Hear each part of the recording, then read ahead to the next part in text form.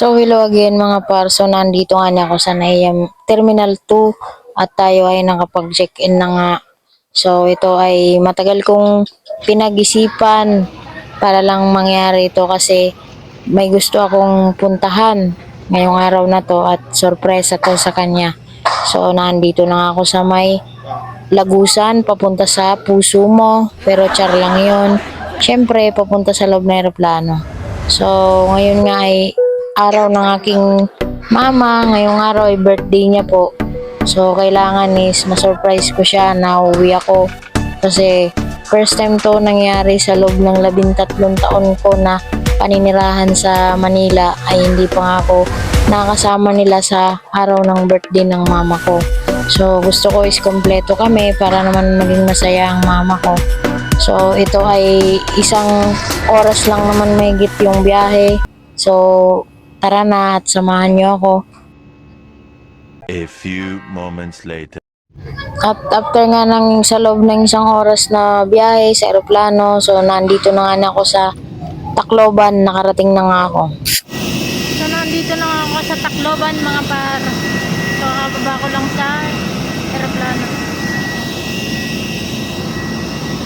Bali may magsusundo pala sa akin dito ngayon. Yung aking big bro. Welcome to Tacloban. So sana nasa labas na si kuya.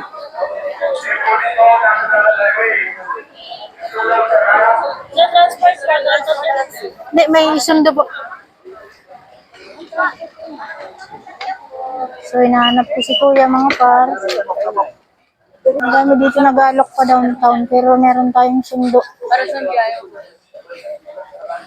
So inaantay ko lang yung sundo ko. Diyan na yung kuya ko na sinundo ako. So tara na.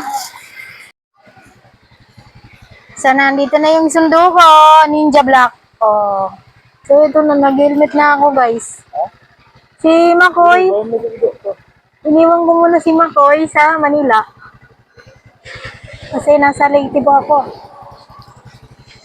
Ayan. So, go guys. Sana ma-surprise si mama ngayon. Kasi birthday niya ngayon, kaya ako umuwi. So, dito na kami, ng aking kuya.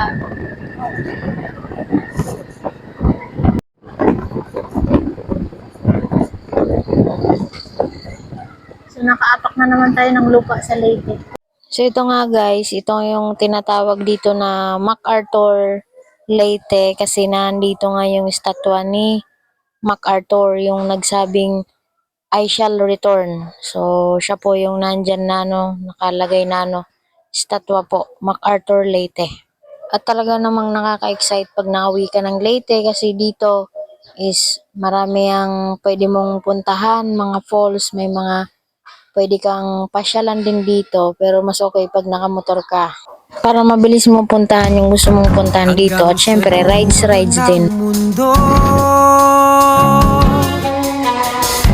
Hanggang maubos ang ubo, hanggang lumulong ang luha,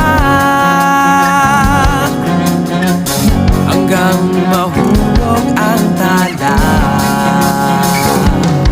Basta't mo aking mata, di mo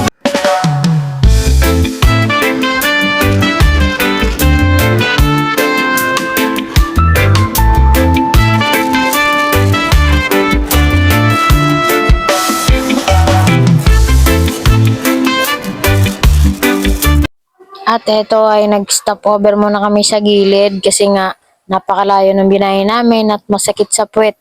So masakit daw sa puwet sabi ng kuya ko kaya minto muna kami. Masakit naman talaga sa puwet kasi ang tagal na ako po sa motor. So salamat pala kay kuya ko na sinundo ako. Guys, nandito na kami. Nakarating na kami dito. So parang city na to dito sa amin. Nakakapagod pero sulit.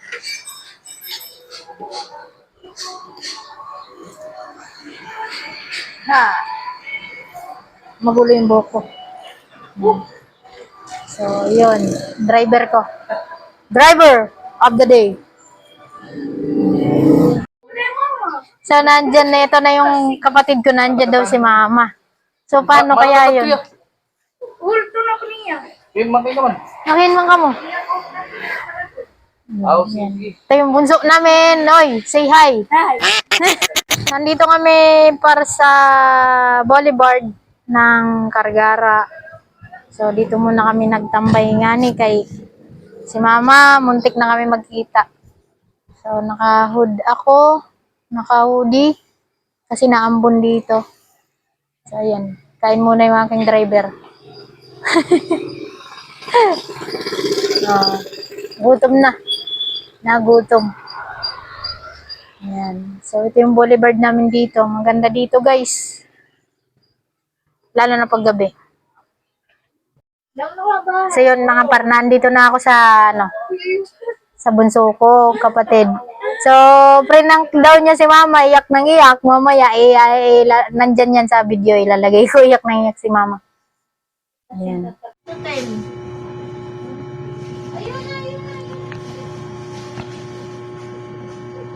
Yun mga par, nandito nga ako sa Goldilocks. Bilang ko ng cake si mama. So, nandito na ako sa sa lugar ni mama. Nagluluto na? So, andito yung kapatid ko. Siya yung magbibideo sa akin. So, yun guys. Punta na ako sa bahay.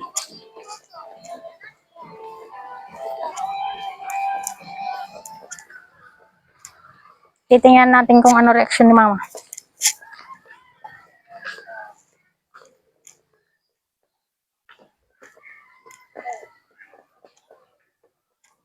Tuloy yung mama. Sige. Kay sarado man. Anay kay.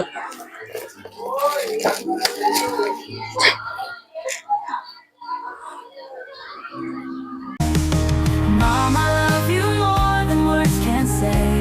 You're the best part of my day. Thank you for everything you do. Ayan si kuya driver ko. So yun guys, mamaya ulit. Tuloy-tuloy ang sayahan mamaya. Bye-bye.